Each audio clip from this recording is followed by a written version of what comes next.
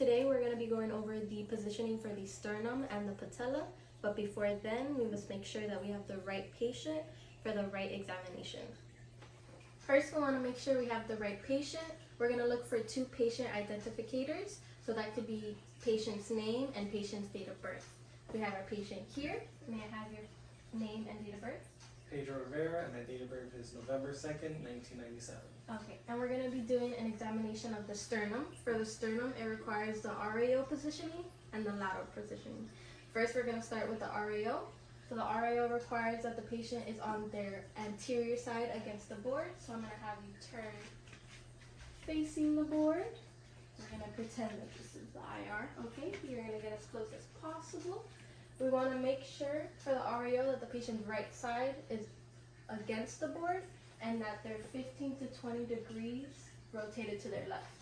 So I'm going to turn you a little bit to your left. Perfect.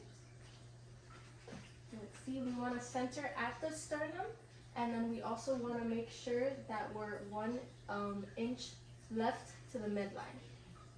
Kind of following right there. And we want to make sure we also have our marker placed in a way that it's not obscuring the sternum. The reason we do RAO is so that we have the sternum kind of superimposed over the heart shadow, so that there's also less magnification.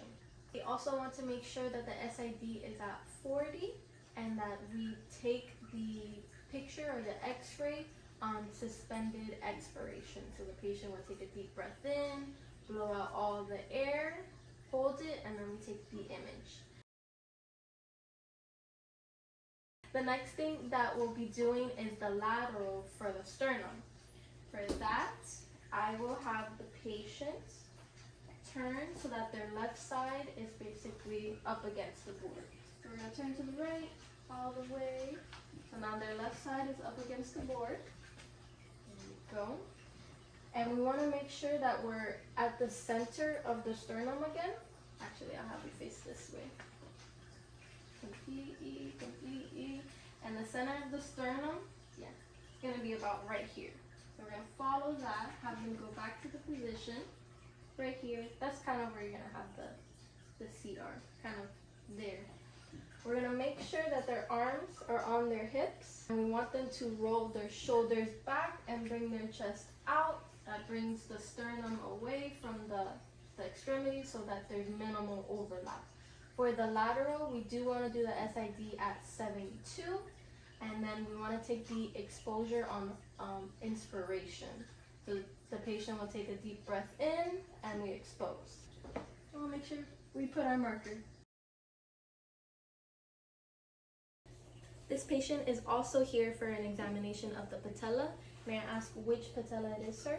Our patella on the left. On the left? Okay. For the patella, the positioning requires both the prone position and the lateral position. For the PA position for the patella, we're going to have the patient prone, so they're going to be lying on their stomach.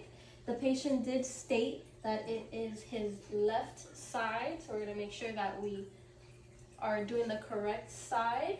The CR is going to be around that mid-patella area, and we are going to have the CR at 40 SID. We want to make sure that we indicate which side the patient stated, so they stated their left side. We want to make sure it's also on the outer portion. We don't want to put our marker in between. We want to make sure it's on the outer and not overlapping the tissue or any anatomy. For the image, we will see the knee joint as well as the patella through the outline of the distal femur. The patella routine also calls for the lateral of the patella, so we're going to have the patient supine.